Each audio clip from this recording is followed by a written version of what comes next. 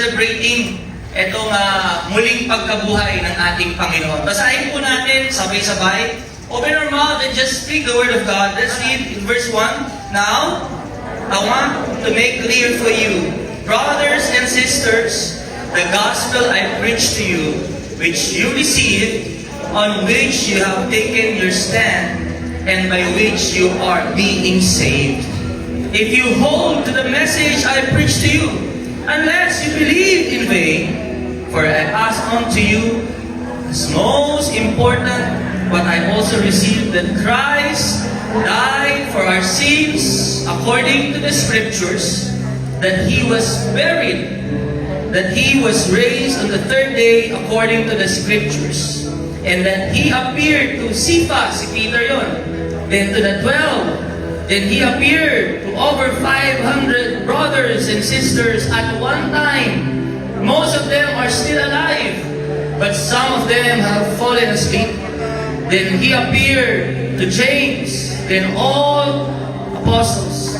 Last of all, as to one born at the wrong time, He also appeared to me. It was Apostle Paul. Manalangin tayo. Let's close our eyes and bow our heads. Our Heavenly Father, we are gathered in one name. The name that is risen. The name that has overcome the grave. The name that has defeated sin, death, and grave. Thank you, Father, because right now, your word is a blessing to each and one of us. We pray, Lord, for the power of your Holy Spirit, that you open our hearts, Lord. Remove every distraction, every work of the enemy to deceive and to destroy and to distract us from receiving the truth. Lord, I pray for the power of your Holy Spirit, that we will not just be hearers of the word, but we will be doers of the word, and we will be blessed in all that we do. Father, grant us your wisdom from heaven. Illuminate your word for us so we can understand that we have a living hope na buhay ang aming pag-asa sapagkat buhay ang Diyos na aming pinaglilingkuran. Kaya muli, Panginoon, kami po'y humihiling ng isang beses pa. Samahan mo po kami, Panginoon, sa mga oras na ito. Handa na kaming makinig sa iyo. Let us have an encounter with you. Let us have an experience with the risen Savior. Let us have experience of your power in our life. Thank you, Father, again, all of the blessing of your word, we receive it in our lives.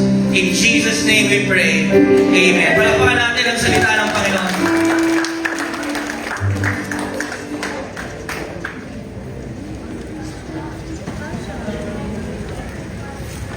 Thank you, Lord. Tawagin na natin yung media joy.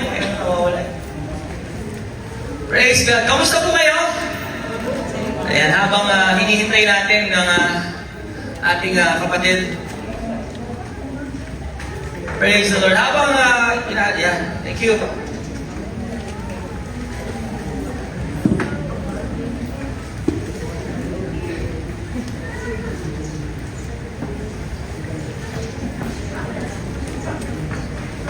Okay, praise the Lord. Wala yata kayo sa mga swimming ngayon, ha? Tapos na ba yung beach ninyo? Okay? Nakagaling na pala kayo doon. Ha? Kakascroll ninyo, napuntahan nyo na lahat ng beach. Maganda rin yan, ha? Okay. Praise the Lord. Okay, I want to start with a question. Sino rito napanood nila yung Rewind? Rewind! Hindi nyo ba napanood? Sa Netflix, showing na yan, ha? Diba yung kay, yung slide natin, kapatid. Diba? Yung Rewind natin, yung starring kay Roman Rossi tsaka si Sister. Hindi nyo ba napanood? Hindi, joke na. Birthday naman namin eh. Yung kay Ding Dong. Ayan, yun na. Kailan ba na-flash na napanood yun? I think it was... pero nung Netflix week lang kami nanood eh. Wait, this week lang, di ba? Okay. Para sa mga hindi nakapanood, ikaw kwento ko na lang, para di na kayo manood. But you know, Maganda siyang panoorin. And you will see the whole story. Yung mag-asawa, di ba, na-disgrasya yung babae, namatay. So, nagsisi siya, kasi focus siya sa work niya, sarili niya lang, gusto niya mas ma-promote, ma-achieve yung dreams niya. Nawala na siya ng time sa family niya. Ngayon, yung lalaki, humiling kay Lord na i-rewind yung kanyang buhay. Yun yung story. Intindihan nyo ba yung story? No? Napakarami, pero it will go back to what life really is about. Na ang nangyari ngayon, pinagbigyan siya, ni-rewind yung buhay niya. So, sa pag-rewind ng kanyang buhay, ang isip niya, mamamatay na yung asawa niya. Naintindihan nyo? So, kayo mga kapatid, kapag ang isipan nyo, mamamatay na yung asawa nyo, saan po lang, kayo yung nag-rewind. Ano na yung magiging buhay ninyo? Nagbabago ba kayo? Yes or no? Yung iba hindi nag-yes. Yung iba magsasaya. Wala na siya. Lord, thank you. No! So, dahil wala siyang time together sa kanyang wife, naging maayos yung buhay. Inayos siyang lahat. Nagpatawad siya sa kanyang tatay. Naintindihan niyo ba yun? Anong ginawa niya? Nag-spend siya ng time doon sa kanyang asawa. Nanood siya ng play ng kanyang anak. Pati yung relationship niya sa workplace. Nagbago talaga siya. Why? Yung kanyang isipan, mamamatay na. He was living in the light of death. Kasi alas 3, parehas ma-aksidente sila. Not knowing na siya pala yung mamamatay. Yun yun. So ngayon ang pag-uusapan kasi natin, kaya ako share sa inyo to, makita mapanood nyo pa rin. Because this recent Sunday, I was really meditating in our life as Christians. Maaaring kayo din. Alam nyo, sabi ko talaga, ang unang-unang pumanggit sa lumabas sa bibig ko, napakadaya niya si Satanas. He is really a deceiver. He's a liar. You know why? Because I was meditating on my past years as a believer when we celebrate recent Sunday, o yung iba tawag Easter Sunday. Ang sinasabi lagi sa amin, pag linggo ng pagkabuhay, dapat mag-swimming tayo, magsaya tayo, buhay ang Diyos. Tama? I was thinking of that. Yun yung turo sa akin. Na sineseleb, makakatitingnan natin, babalansin natin na, di naman masama mag-swimming, di naman masama magsaya, tama po ba? Pero alam mo nangyayari? Every year gano'n na lang. Dinadaya ng kaaway ang buong mundo na sinasabi niya lang yung kalahating katotohanan. Half-truth is a lie. Kapag hindi niya sinabi sa'yo yung buong katotohanan, nagsisinungaling siya sa'yo. Tama ba? Sabi niya lang sa'yo, mag-celebrate ka lang. Ayos na rin yan kay Lord. Na dapat i-celebrate mo na yung recent buhay ng Diyos. Alam mo, si Taning, talaga nakikiselebrate siya. Swimming, basahan, punta tayong beach, buhay ang Diyos! Kain tayo sa labas! Buhay ang Diyos! Isn't that bad? Okay ba yun? Parang on the surface. Kung titignan mo, parang okay naman. Hindi naman nila nakakalimutan si Lord. Hello? Are you getting this? Pero alam mo, kalahati lang yun. Pagkatapos ng linggo ng pagkabuhay, isang linggo naging banal, kaya Holy Week. Buong taon, balik naman sa bisyo. Sugaro na naman. Marites na naman. Walang pagbabago sa buhay. That's why, in my life, as I meditate this, sinungaling talaga dun si Satanas. Kaya dapat sabihin ko sa inyo ang katotohanan. The recent Sunday is not just to be celebrated. Amen? Yung muling pagkabuhay ng Panginoon, dapat makita sa buhay natin. Hindi lang isang linggo. Amen? Sabi mo sa atin ba, hindi lang isang linggo? Hindi lang isang araw? Hindi lang tuwing linggo? Every day, makita si Lord sa atin. Amen? Na hindi lang sabihin natin, celebrate natin si Lord. Linggo na pagkabuhay, magsaya tayo. Yes, those things are good. Kami na, nagsiswimming din kami. But hindi lang ito isang beses Dapat ito makita natin yung resurrection ng Panginoon. So yung sa movie na yan, na buhay siya. He lived in the light of death. Ibig sabihin, nabuhay siya na iniisip niya mamamatay na siya. Naintindihan niya? Para sa ating mga Kristiyano, we must live in the light of the resurrection. Mabuhay tayo na ang iniisip natin, merong muling pagkabuhay. Naintindihan niyo po ba yun?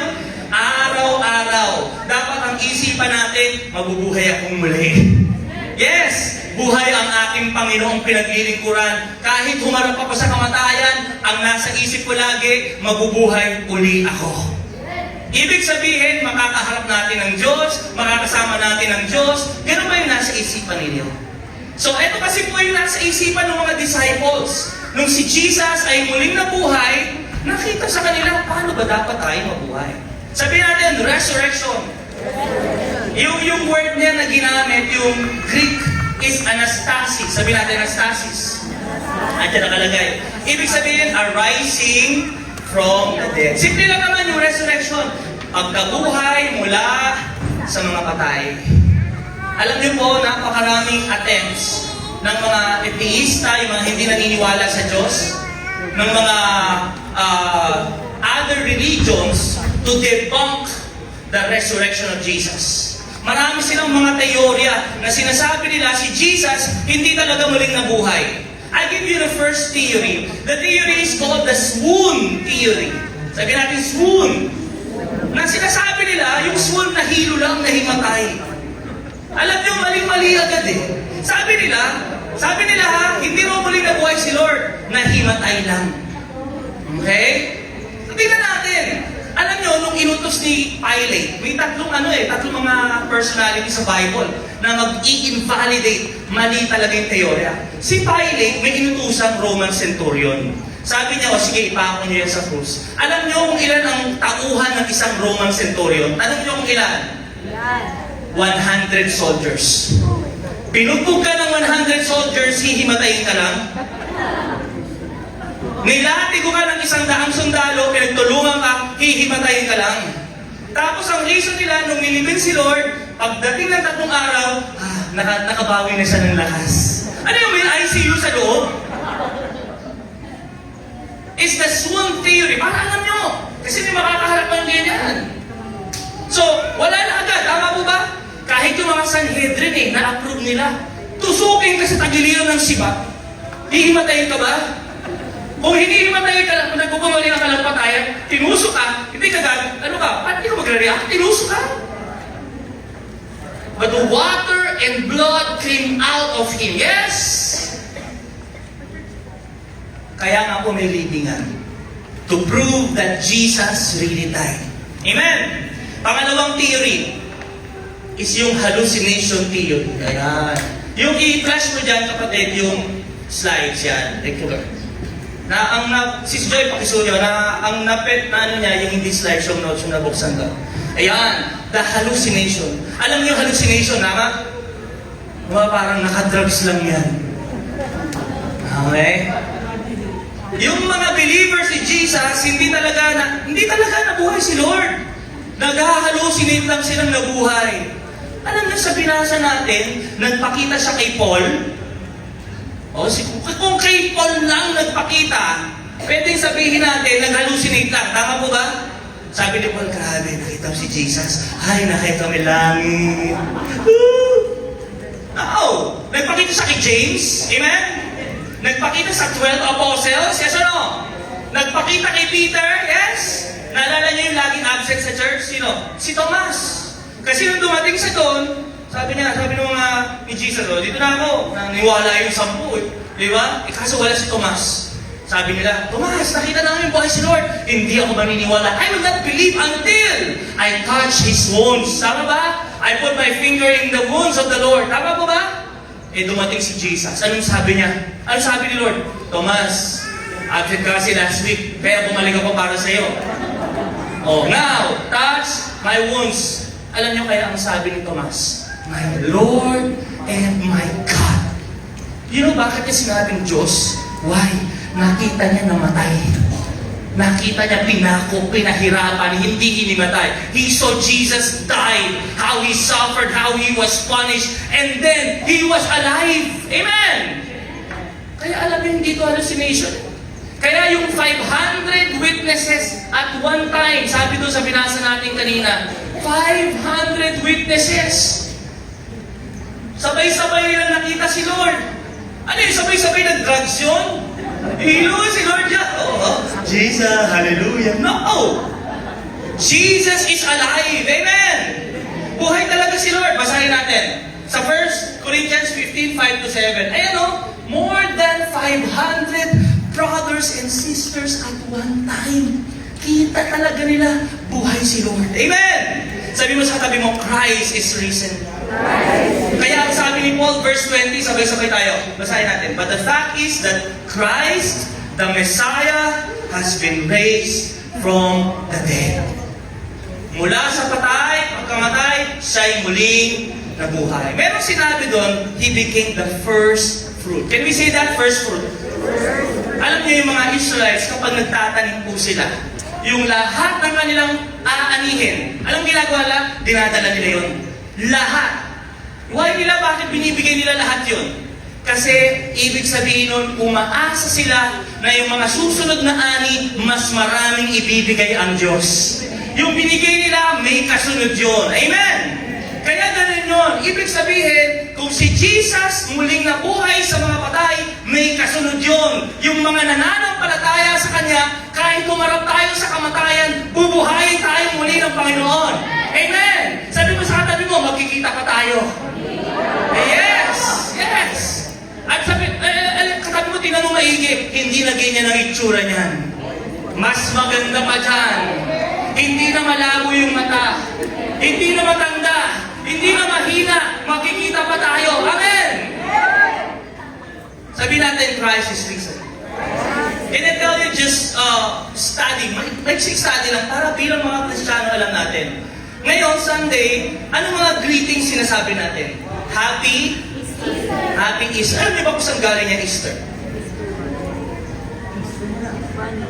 Natin sinasabi Happy Easter. Alam niyo ba ibig sabihin niya? Pwede naman Happy Birthday kasi alam natin, birthday, maging happy ka sa birthday mo.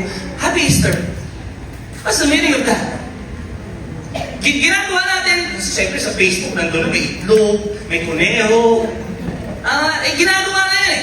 Should we really do things or say things we do not understand? Dapat ba tayo magsalita, bumati, gumawa ng mga bagay na hindi natin naiintindihan? O gusto nyo maintindihan? May dalawang reason why Easter. Okay? The first reason was not good. Alam nyo, it came, sabi ng mga nag-aaral, yung Easter, ito yung dalawa. Yung una, it came from the goddess of fertility, Ishtar. Si Ishtar, ang kanyang image, sinasamba siya sa Babylon, yung kanyang power is pagkatapos ng bilog na buwan. Napansin niyo yung mga buwan bilog? Full moon, tama ba? Yun kasi mag-April na. So yun yung equinox. So yun ay nakadepende sa solar system. So kung nakikita na bilog ang buwan, springtime na, we will have a harvest. Mamumunga na yung mga ginagawa natin. And they will worship Ishtar. Ginaya-ngaya ng Greece. Alam niyo yun sa kanila? Si Venus yung kanilang Diyos-Diyosan. Ngayon, 300 years after Jesus, merong pangalang emperor si Constantine. Okay? Si Constantine naging Christian. Nag-follow siya kay Lord. Kaso nakita niya, yung ibang tao, sineselebrate nila yung Diyos-Diyosan nila na nagbibigay ng buhay, nagbibigay ng bunga, ang pangalan Ishtar. Gawin natin Christianize. So instead of Ishtar, gagawin natin Easter. Isasabay natin. Parang Pasko. Naintindihan niyo ba yun? Sinabay sa pagan God. Pero anong ibig sabihin ito? Mali na ba na dapat batiin natin Easter? Kasi minsan kapag hindi natin alam yung mga salitang ginagamit natin, natatabunan yung tunay na kahulugan. Amen! Well, the word Easter, Pakwes, ang Latin word niya, ang French word, ibig sabihin Pascha, it means Passover. Yun yung Easter dun sa word na Greek, sa word na Pascha. Kaya ngayon, instead of greeting one another Happy Easter, kaya nga may mga itlog eh. Kasi yun fertility, naintindihan nyo? Kaya instead of saying Easter, ang magandang sabihin natin, batiin natin, yung katabi natin, Christ is risen. Amen! Ano ba ibig sabihin Happy Easter? Hindi, basta buhay Lord, Christ is risen. Pag binati ka, ang sagot, Christ is risen indeed. Amen! Oo, buhay nga si Kristo. So instead of greeting Happy Easter, ang mas magandang bati natin, buhay ang ating Kristong pinaglilingkuran. Amen! Alam niyo, napakaganda nito. Because a dead Savior cannot save. Ulitin ko, a dead Savior cannot save. Kung patay ang sinasamba mong Diyos, hindi ka man niyang kayang iligtas. Hello? We're not mocking other groups and religion, but I'm telling you this to highlight what you are putting, where you are putting your faith into. Alam niyo po ba, Islam, they're following their Prophet Muhammad, nilagdad lang, patay. Yung pina-follow ng leader nila si Joseph Smith ng Mormons, alam niyo ba yun, yung may Mormon book? Listen! He was assassinated, nanatili siyang patay. Si Buddha, yung malaking tiyan, alam niyo kung bakit malaking tiyan nun? Because he died from food poisoning. Hindus, yung mga sumasamba ng mga baka nung araw, ang dami ng sinasamba. Hindi kasi nila kilala kung sino ba ang tunay na Diyos. Kaya kapag ang sinasamba mo si Yeso Cristo, kapatid, good news, nasa tama yung pananampalataya mo. Kasi siya lang yung namatay at muling nabuhay. Amen! That's why as you believe in the Lord, kapatid, yung Diyos ko, bakit yung Diyos niyo ba buhay? Yung Diyos sa pinaglilingkuran ko, siya'y naging tao, namatay at muling nabuhay. I want you to listen to this. Because kung prophet lang siya, kung siya'y magaling lang magturo, gaya ni Lao Tzu, Confucius, maraming alam sa buhay, mga filosofiya, pero namatay siya, kaya kanya bang iligtas? A dead Savior cannot save. It's just good philosophy. It's just good teachings. It's just good lessons. Kung nag-miracle siya, oo, nagpagaling, nagpabigay ng paningin sa mga bulag, yes, that's good. That is informative. Information na dala sa atin nun. Tama po ba? Why? Patay siya eh. That's why, listen, many religions cannot have transforming power because their God is not alive. But Jesus is not just informing us of what He did. He is transforming us because He has the transforming power to change our lives. Amen! Kung napagtagumpayan niya yung kabatayan, kapatid, kaya niyang baguhin buhay mo. Kaya niyang ayusin ang buhay mo. Amen! Kaya kanyang pagalingin. Kaya kanyang palayain. Yun ang Panginoon ang ating pinaglilingkuran. So how do we live in the light of the resurrection? Paano ba tayo mabubuhay bilang mga Kristiyano na hindi lang kilala na alam natin buhay ng Diyos? Number one, ang ating point ngayon yung reason. Sabihin natin reason. Number one, letter R, ang kailangan mong gawin, you repent. You repent of your sins. Repent of your sins. Sabihin natin, pagsisihan ng kasalanan. Sabihin natin, repent. Sabihin natin sa kasarili natin, kailangan magsisi na ako. Hindi mangisi, kundi magsisi. Remember in the creation, binigyan sila ni Lord ng pagkakataon na mag-repent. Adan, bakit mo ginawa? Why did you eat the forbidden fruit? Did he say sorry? Lord, forgive me. God can offer forgiveness, yes?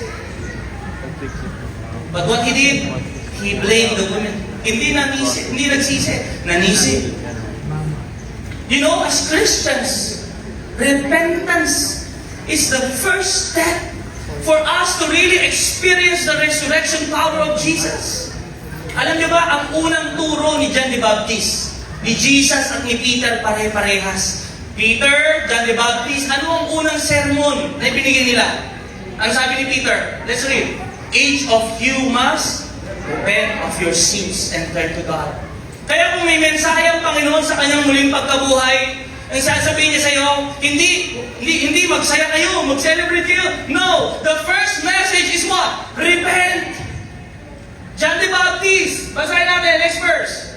Sabi ni John the Baptist, repent of your sins. Ano sabi ni Jesus? Repent of your sins. Alam niyo, sabi ni Charles Spurgeon about repentance is to leave the sins we loved before. Ang tunay na nagsisi, iiwanan niya na yung kasalanan na dating gustong-gusto niya. Hello? Diyan ba kayo? God is speaking to you right now. Ano yung mga kasalanan sa buhay mo na gustong-gusto mong gawin? Kung tunay kang nagsisi, tatalikuran mo na, you will leave the sin that you loved before and show that we in earnest grieve by doing so no more. Hindi yung paulit-ulit na, nagsisi ka nga, pero nagsorry ka, Lord, sorry, ayoko na, patawarin mo, pero nandun ka pa rin sa kasalanan na yun. No! You turn away from that sin and you turn to God. Kaya ang sabi niya, it is the discovery of the evil of sin. Masama yung kasalanan. Namatay na si Kristo dahil sa kasalanan natin. Someone has to die because of our sin. That's why every time you sin, remember that ito yung dahilan bakit pinako yung tagapagligtas ko. Ito yung dahilan bakit tinanggap niya yung mga paghihirap, nilati ko, sinundot siya ng sibat sa gilid. Ipinako siya sa krus because of our sin. It is understanding na every time nagagawa ka ng kasalanan, our Savior has died for that sin. Kaya makikita mo kung tunay yung pagsisisi. Look at here. Paano ba makikita ang bunga ng tunay na pagsisisi? Kapag nagkakasala, madadapa pa rin naman tayo Makikita natin yung effort. Lord, ayoko na talaga. Diba may lesson tayo yan? It's a continuous battle. Ibig sabihin, you make effort. You do something at lalayuan mo. May struggle na ngayon.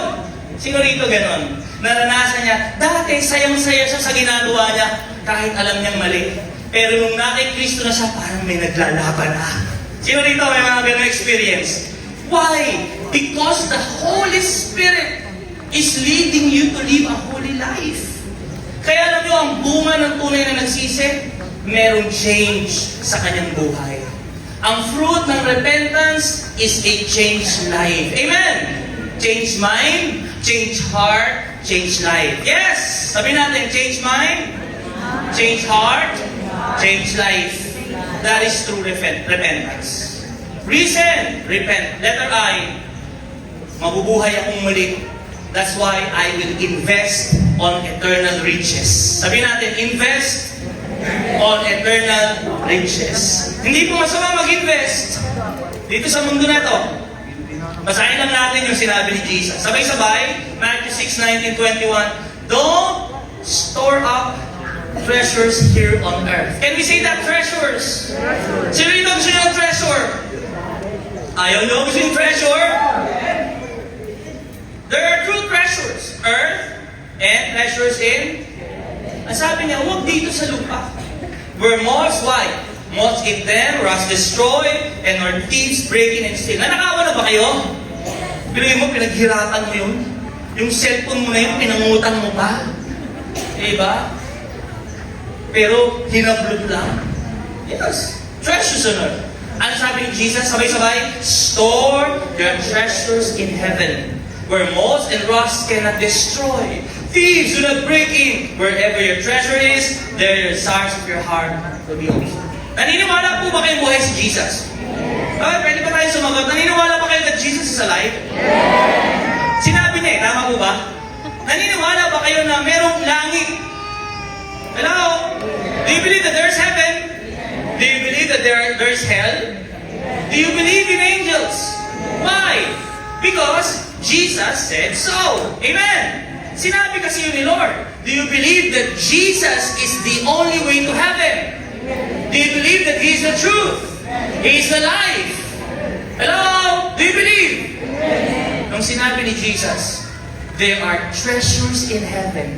Naniniwala ka ba na may kayamanan din sa langit? Hello? Yung kayamanan natin dito, earthly treasures, yes, meron din kayamanan sa langit. So, these earthly treasures na sinasabi, invest in eternal riches. Ito yung mga material wealth, possessions, properties, land, lahat ng mga bagay na nakikita mo dito, these are the earthly treasures. Ang problema sa earthly treasure, iiwanan natin. Tama? Nananakaw. Alam mo, may nakilala ako, kwentuhan kami, nag-ayos ako ng papeles ng lupa. Sabi niya, mayroong mga talagang mga land grabber.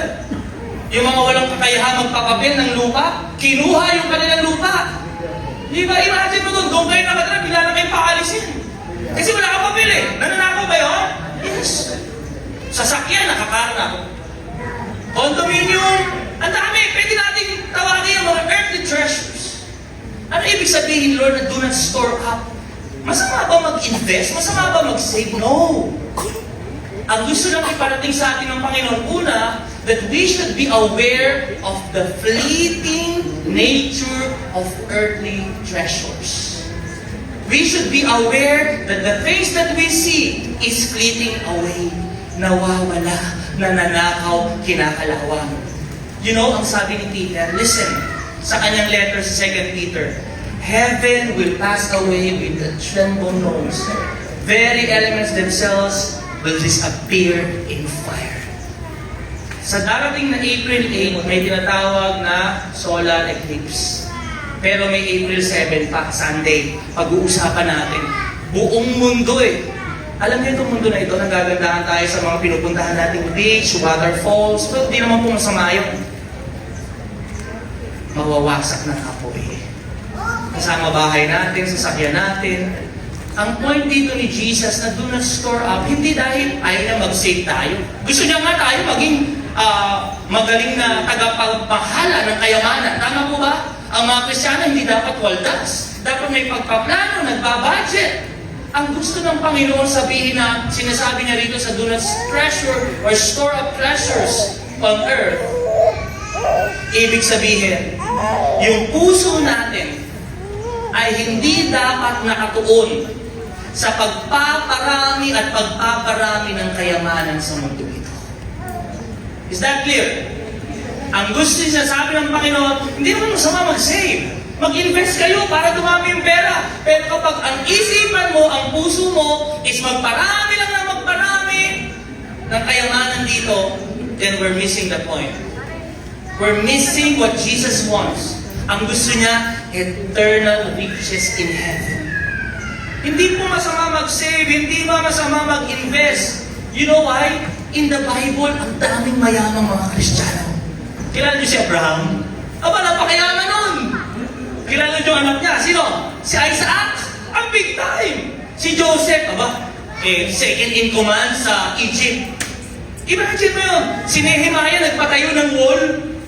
Big time. In the New Testament, may mga big time ba?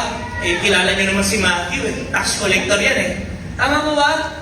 Kilala niyo sino pa? Yung mga big time. Si Peter, si James, si John, may business sila. Mangingisda sila May mga bangkayon, mahal ang mga gamit ng mga mangingisda. In the New Testament, yung babaeng si Lydia, nagtitinda ng purple cloth, mga tela, kanyang business. Big time yun, mahal yung purple cloth. Pero anong point dito? Yung kanilang kayamanan, sinasabi ng Panginoon, ginamit nila para sa kaharian ng Diyos. That is storing treasures in heaven. Basahin natin ang linaw ng sinasabi. 1 Timothy 6:17-19. Sabi niya, basa, teach those who are rich in this world.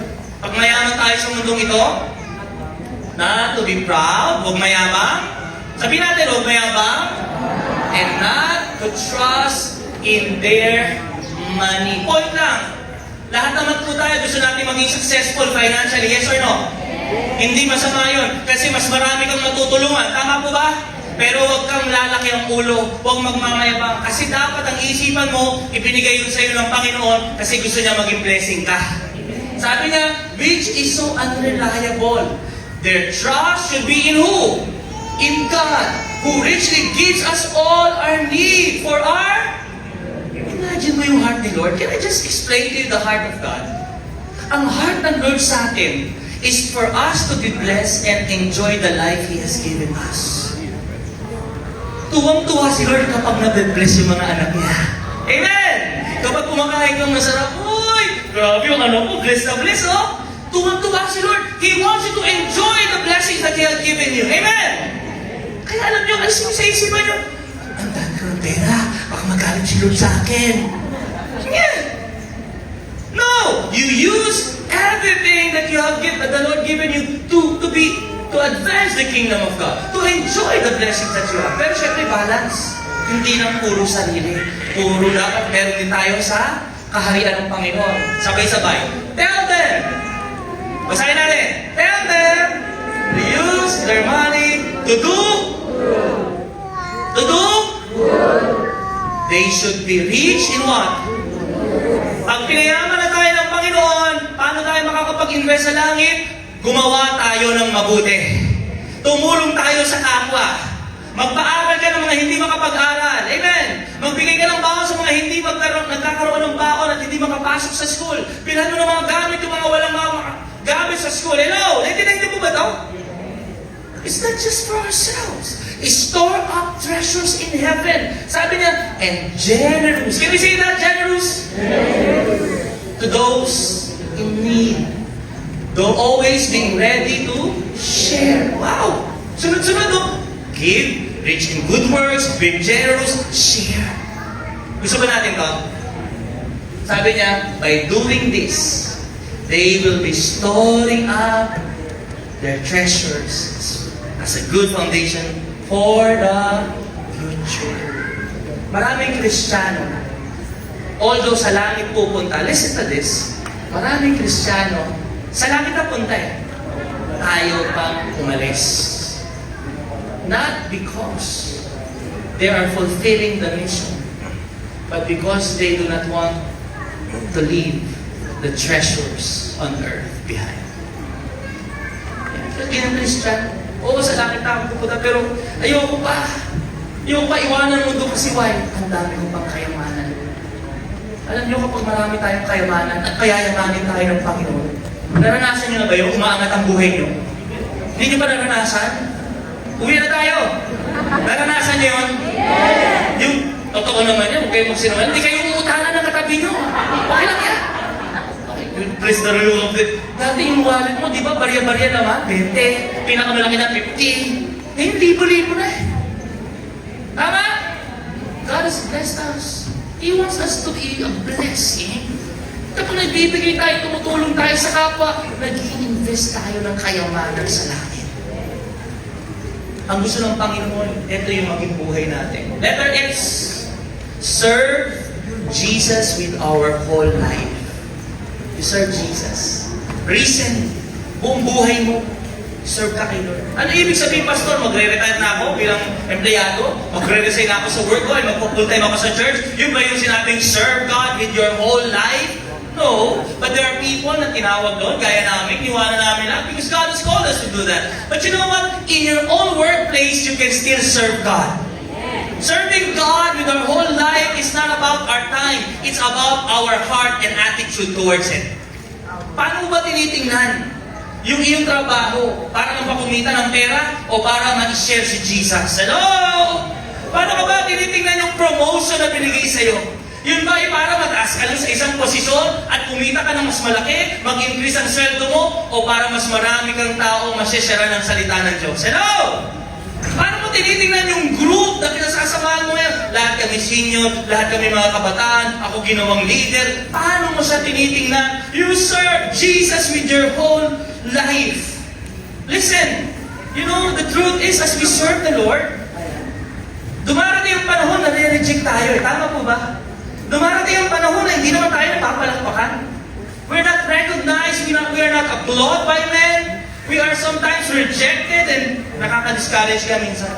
There's no one commending you for what you do for the Lord. But listen to this. If your goal and motivation in serving the Lord and doing good is just for the applause of men, and the recognition of your brothers and sisters, your steadfastness, your service, your joy will be short-lived. Kapag ang nais mo lang kaya ka nagsaserve para palakpakan ka, kapag di ka na pinalakpakan, hindi ka na magsaserve. Kapag ang nais mo lang is para ma-recognize ka, ma-upload ka ng mga tao, ma-recommend ka, galing mo, wow, grabe ginawa mo. Pero pag hindi binigay sa iyo, kapag nagka-problema na, ayaw na. Kaya alam niyo, when we serve the Lord, we serve Him with our whole life. Let's read what Jesus said. Si Lord to, Luke 14, let's read. Sabi niya, ang invite niyo kapag may mga party kayo, yung mga hindi na kayo may-invite ulit. Pag may kainan sa iyo, invite niyo yung mga hindi makapag-invite sa inyo. Sabi niya, invite the poor, the crippled, the lame, and the blind. Listen, then at the resurrection of the righteous, God, sabi natin, God will reward you for inviting those who would not repay you. Ano mo sabi ni Jesus? Babalik pa si Lord? Yes or no? Si Jesus mismo may dala ng reward. Let's read in the last book of the Bible, in chapter, I, Jesus, am coming quickly, sabi niya, Revelation 22. My reward is with me to give to each one. Point out ko lang to yung reward ni Lord hindi by group.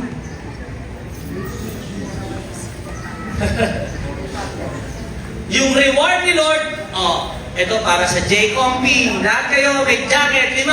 Pagkatiyatin nyo. No!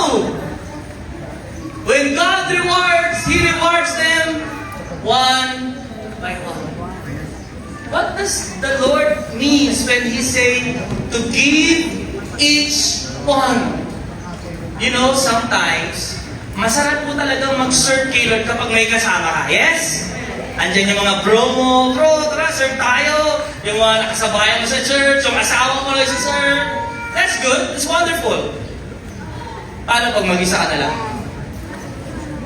Will you still serve God? Paano pag ayaw na nilang umaten? Will you still serve God? Hello? You will lose your reward. Kapag nagpadala ka by group, ayoko na. Wala na si ganito, wala na si ganyan. Yung dati kong kasama ng simula, hindi na nagpatuloy. Ayoko na rin. Sabi ni Lord, each one. Pagdating mo doon, Lord, nasan yung reward ko? Kasi Lord, nag-quit ako kasi sabi niya, each one, according to what? The merit of his deeds. Sabi natin, earthly works. Yung reward nakabase sa earthly works, not heavenly works. Hindi mo pwedeng sabihin, Lord, sa langit na lang ako magmama. Lord, sa langit na lang ako sasayaw, rewardan mo. No. Right now, as long as you're breathing, as long as you have the strength, hello! As long as God has given you the talent, the skill, and the ability, serve the Lord.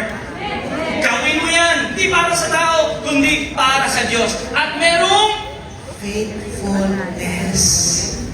May katapatan. Ibig sabihin, mananatili hanggang wakas. Hanggang magkita kayo ng Panginoon. Kaya ano encouragement sa atin? 1 Corinthians 15:58. Sabay-sabay, basahin natin. Be steadfast. Be immovable. Huwag kang papatinag. Huwag kang hihito. Yanikin mo lang yung katabi mo. Sabi mo sa kanya, huwag kang titigil. Huwag kang hihito. Amen? Sabi natin, always excelling. Alam nyo, pag may ginagawa dito, the best lagi pinibigay natin. Amen? Hindi yung, pwede na yan. Pwede na yan. Gusto mo pag binigyan ka ng blessing? Pwede na yan. Gusto mo pag dinala ka sa ospital? Eto ba yung gamot nyo? Parang punti ata. Pwede na yan. Tuturukan ho namin kayo, yung injection ho, ginamit na sa iba. Pwede na ho ito. We want the best in life, yes or no? When we come to the Lord in service, best din ibigay natin. Yung best na awitin, amen? Best na pagpapalakpak. Yung best na amen. Kita nyo, yung best na.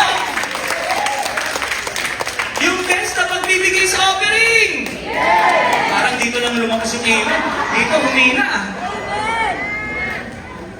best service to God. Always doing your best. Why? Doing more than is needed. Minsan nga, ina-expect lang sa'yo, ganito, pero ginawa mo, hinigitan mo pa. Bakit natin sisipagan, gagalingan? Being continually aware sa isip na to. Labor, our labor, even to the point of exhaustion, kahit pagod ka na, naglilingkod ka pa rin.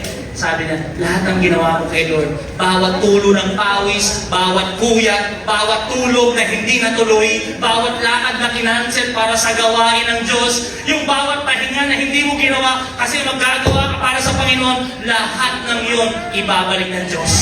Amen! Last 2. Evangelize family and friends. Evangelize your family and friends. This story, when Jesus was risen, nagpakita siya sa mga disciples. Eto na, papanik na si Lord sa langit. Bago lumipad si Lord sa langit, ano ba? Bago umalis, may sinabi. Sabi natin, tanongin natin, ano yun? Ano sabi ni Lord? Basahin Acts 1:8. You will receive power and ability when the Holy Spirit comes upon you. And you will be my witnesses. To tell people about me. Tell people about Jesus. Both in Jerusalem, sa bahay mo, sabihin mo kay Jesus yung patungkol sa muling pagkabuhay. Sa Judea, doon sa mga kaibigan mo. Sa Samaria, doon sa community mo. Sa workplace mo. And to the ends of the world, kahit saan ka magpunta. And after he said these things, listen, he was caught up as they looked on. A cloud took him up of their sight. Ang huling hapili ng Panginoon sa mga disciple, sa mga nananampalataya, tell the world about me. Bakit? Buhay ako at muli akong babalik. Can you just ask yourself, meron ka na bang nasabihan patungkol sa muling pagbabalik ng Panginoon? Because lagi lang naman dalawa eh. May pupunta sa langit at mayroong pupunta sa impyerno. May araw, may gabi. May sakit at may kalusugan. May buhay at mayroong tayan. If you did not tell them about Jesus, you will be held accountable at Judgment Day. Tatanungin ka, anong ginawa mo sa pamilya na binigay ko sa iyo? Hindi mo man lang ba sinabi na mayroong judgment? Na muling bubuhayin ng mga patay, na lahat ay haharap sa akin at hahatulan ko sila. You see that? Kilala niyo si Jonah? Sino dito nakakilala ka si Jonah? Hindi yung mga artista kilala niyo Jonah. Jonah in the Bible. Yung kinain ng malaking isda. Remember that? Alam niyo, nag-share siya sa Ninive. Naupo siya, galit siya sa Diyos. Kasi meron tumubong halaman. I want you to listen to this. Yung halaman na yung kinain ng bulate, namatay yung halaman. Namatay yung halaman, nagalit siya. Sabi ni Lord sa kanya, is it right for you to be angry because the plant died? Listen to this, and this is a very important message. You feel sorry for the plant. But Nineveh has more than 120,000 people living in spiritual darkness. Look at here, listen to this very closely. Sabi ng Diyos, Jonah, yung iniiyak mo, nahahabag ka, nagagalit ka, kasi namatay yung halaman. Ako, nalulungkot ako. Ang concern ko, hindi yung halaman. May mas mahalaga pa sa halaman. Yung 120,000 na mga tao na pupunta sa impyerno. Yung mga tao na hindi nakakakilala sa akin. At kapag hindi mo ipinahayag ang magandang balita, susunugin sila sa dagat-dagatang apoy. My concern is for the souls of these people. We, as Christians, can I say this to you humbly? Mas concern tayo sa mga bagay sa mundong ito. We prepare. Oh, praise the Lord. We prepare on our events and occasions. We prepare the clothes that we wear.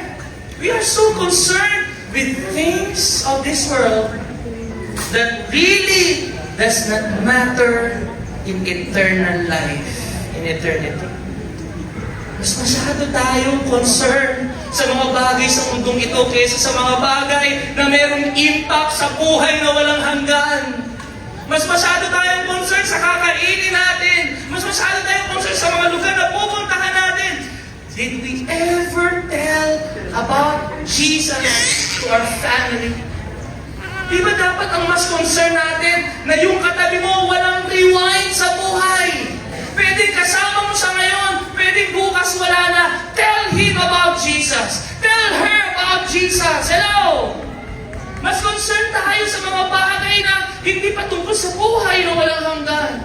Yun yung sinasabi ng Panginoon. Siyempre, ito yung balance. Hindi naman ibig sabihin na magiging killjoy ka na, puro ka na lang eternal life. No! Reorganize your priorities. Tingnan mo, ano ba yung priority ko sa buhay? We pity, we cry, we are concerned on the things of this world, but not the things of God. Kaya alam nyo, let us evangelize. I believe there is a time for everything. Amen?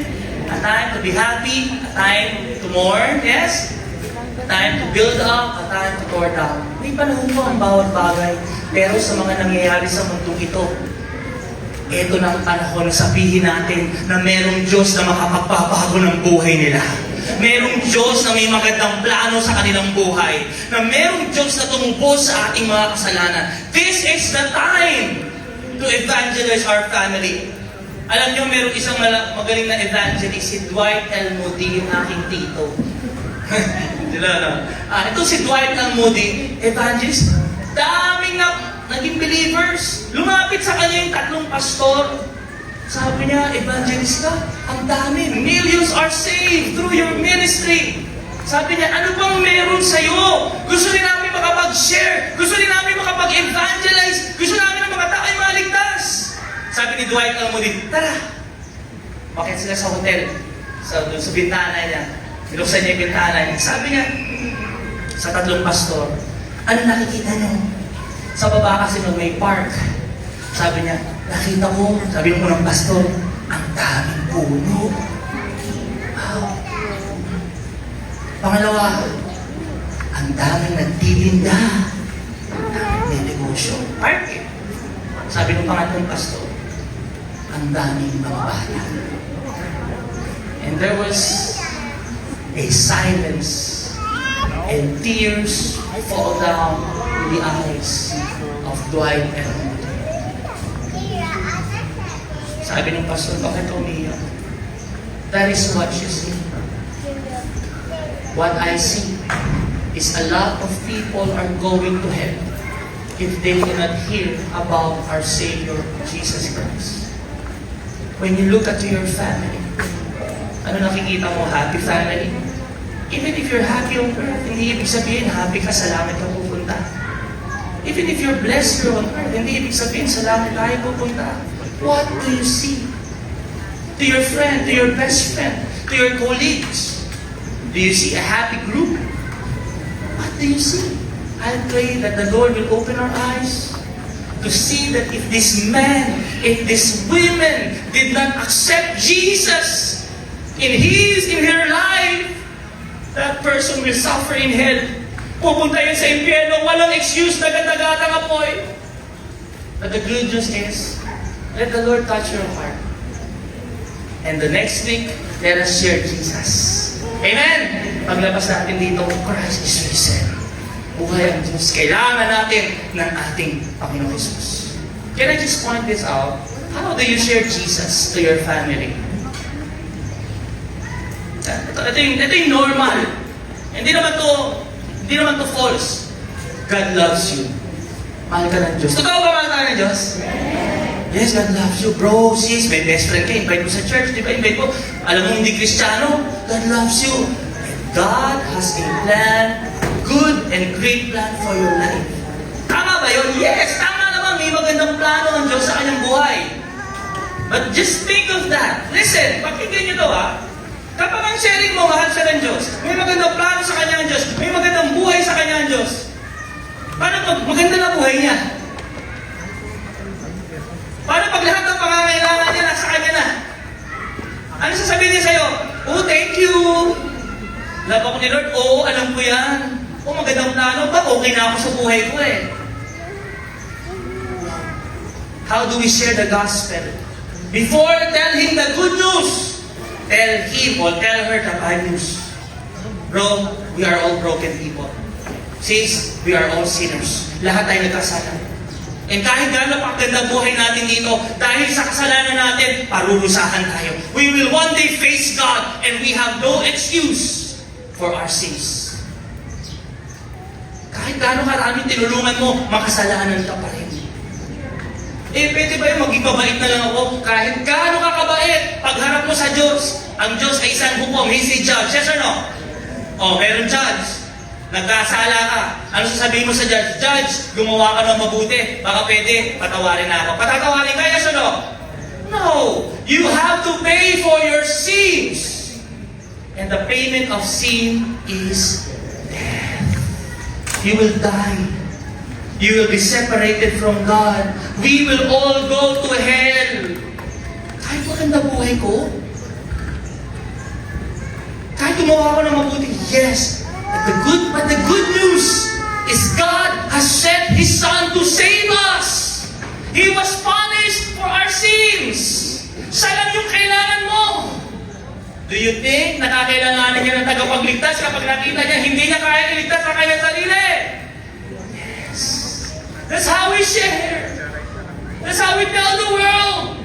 Hindi, patungkol to sa buhay because now, ang gaganda na ng buhay ng mga tao.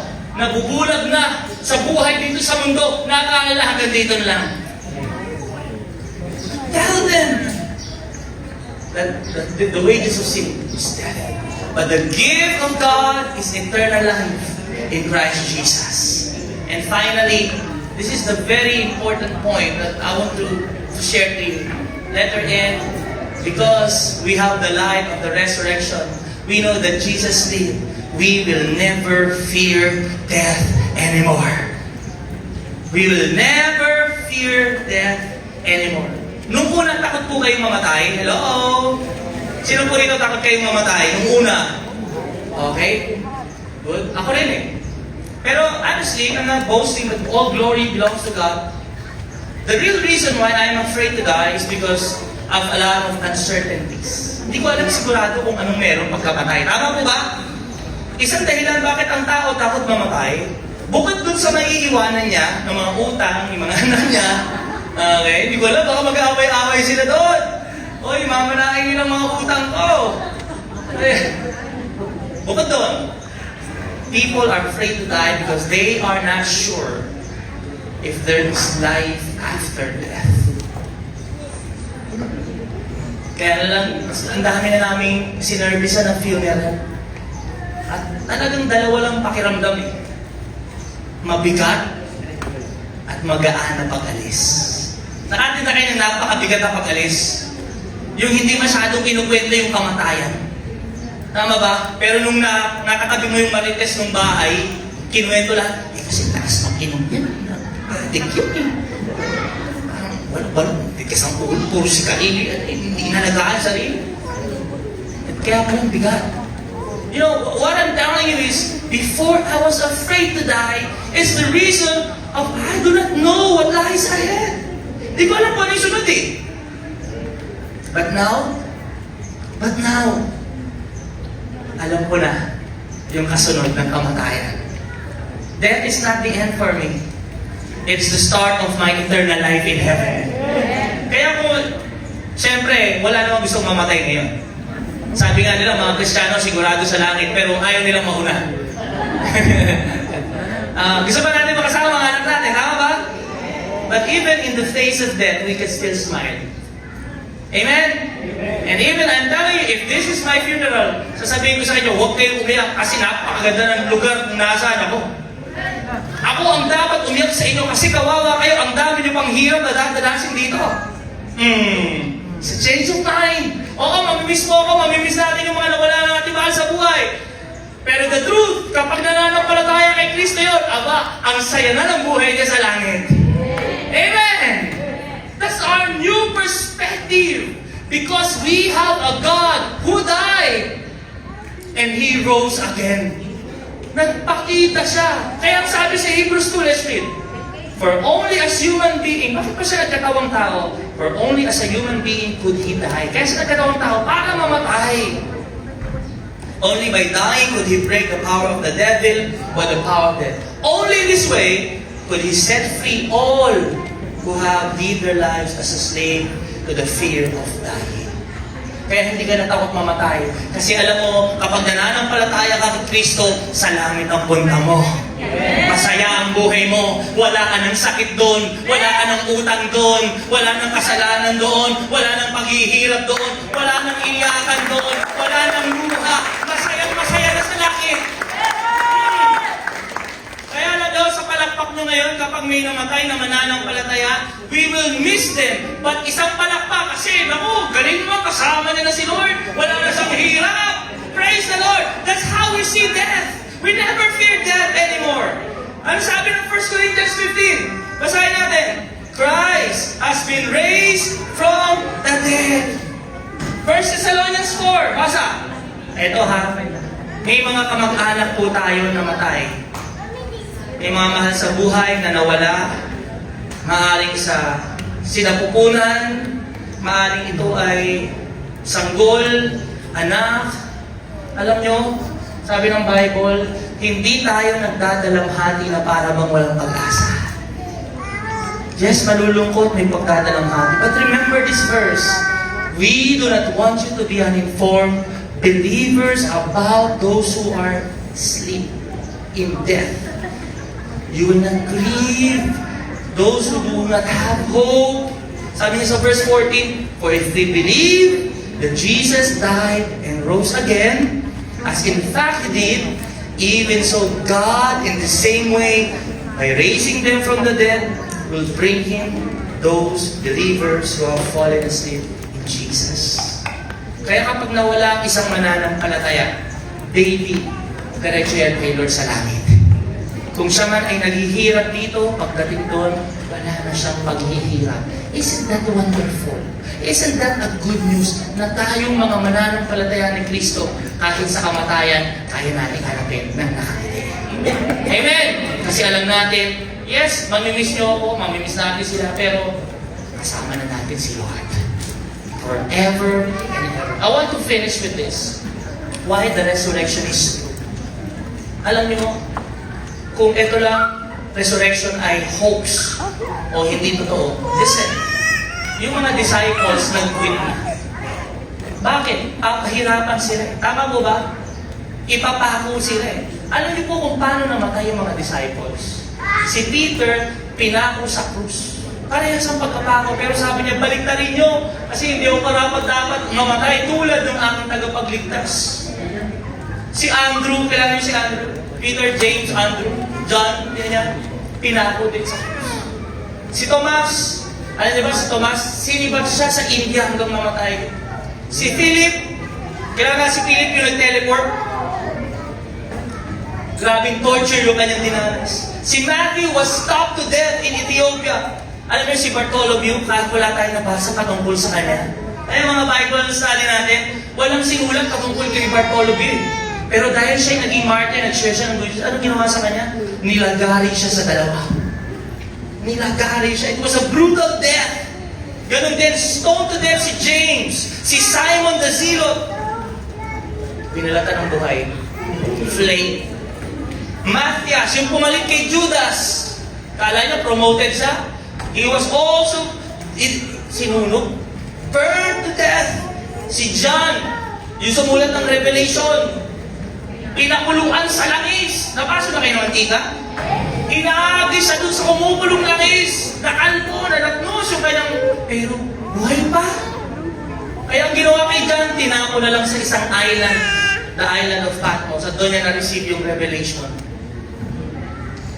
Kung kwentuhan lang si Jesus na muling pagkabuhay, kukulong langis, ayoko na. Hindi totoo si Jesus. Hindi siya nabuhay muli. Naintindihan niyo? Ipapako sa krus. Ayoko na. Hindi totoo si Lord. Hindi ako Christian. Walang resurrection. But they did not deny the resurrection. Pinaglabang pa rin nila na mayroong muling pagkabuhay. Nakita namin si Jesus, buhay siya. At kung sinong sasampalataya sa Kanya, kahit mamatay, mabubuhay muli.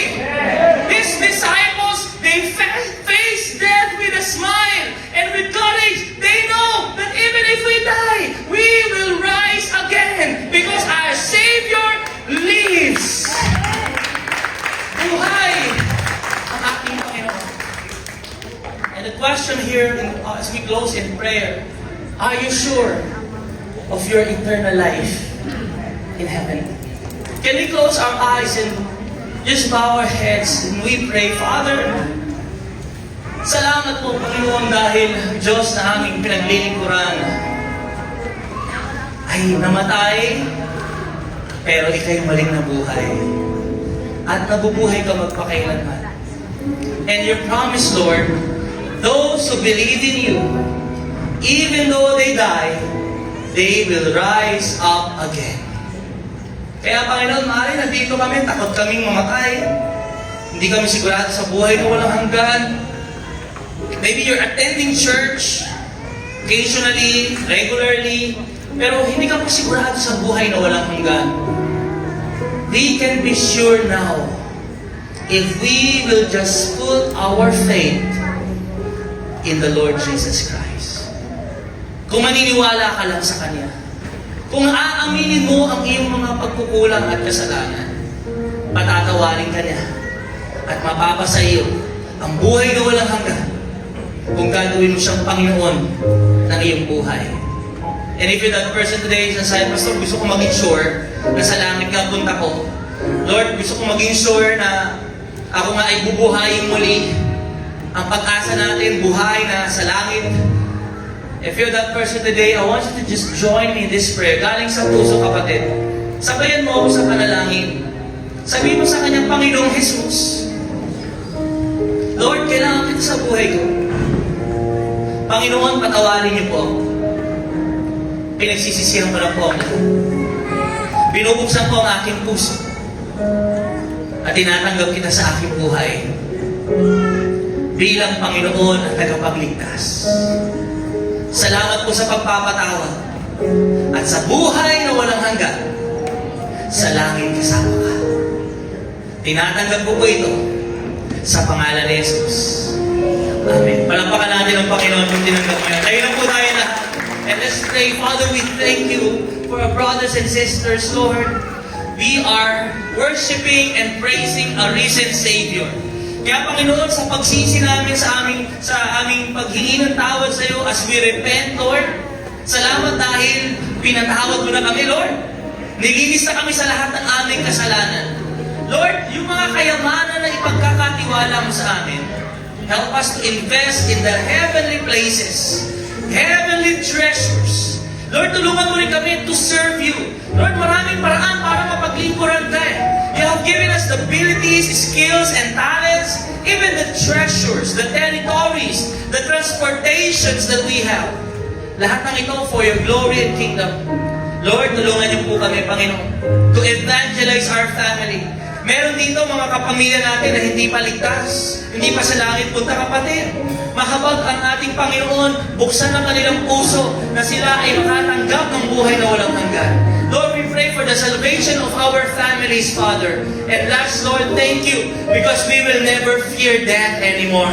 Hindi na kami matatakot sa harapan ng kamatayan sapagkat wala na itong kapangyarihan. Inalis mo na, Lord, sapagkat ikaw ay muling nabuhay at nabubuhay magpakailanman. Kaya, Panginoon, makita ang liwanag mo sa aming lahat. Ang mga salitang itarinig sa aming puso, makita ang magagandang pagbabago sa aming mga buhay. Salamat dahil naranasan ka namin ngayon. At ang panalangin namin, araw-araw maranasan ka namin. Sa pangalan ni Jesus, Amen. Palakpakan natin ang Diyos sa buhay. Thank you, Lord. And we'll finish with solving, Father, ang mga binhi. You're the one who provides seed. Kaya Panginoon, sa mga binhi ito, maybe first time namin itong narinig, but the principle of the word, kapag may tinanim, merong aanihin. Kaya Panginoon, dinadalangin ko po ang bawat binhi itatanim ngayon, sa pangalan ni Jesus, ikaw ang Diyos na magbibigay ng masaganang ani. Lord, ikaw din magbibigay ng increase sa aming finances. Na kapag kami nagbibigay, Lord, ibabalik ito sa amin ng masaganang pagpapala. Sabi mo nga, gustong takal, siksik-liglig at umaapaw. Kaya Panginoon, nagpapasalamat po kami sa mga binhing ito. Lahat ng itatanim namin, kami ay aani ng masagana kung hindi kami susuko. Salamat, Lord, sa pangalan ni Jesus. Amen.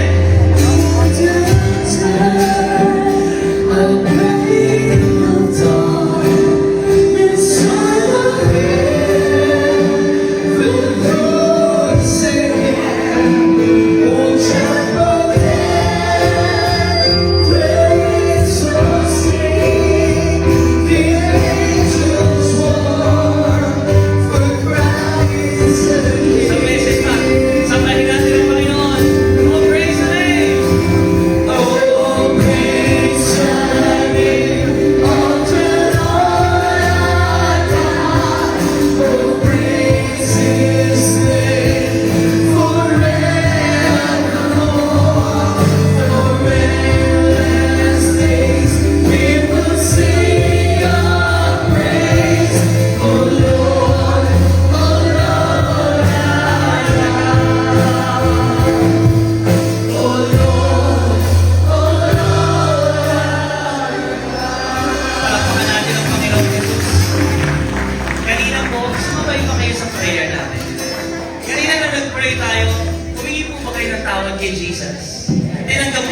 buhay niyo ang Panginoon?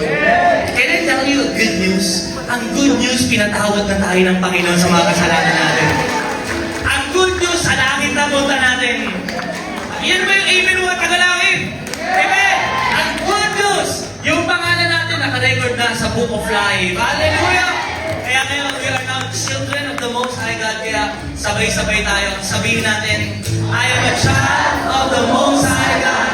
I am blessed. I am full of wisdom, full of power, full of potential. I can do all things. I will overcome. I have a great destiny in Christ. I believe it and I receive it in Jesus' name. Amen. Power is in you. Messiah. Receive the blessing. May the Lord bless you and keep you. The Lord's face shine upon you and be gracious to you. The Lord show you His favor and give you His peace. In Jesus' name we pray. Amen.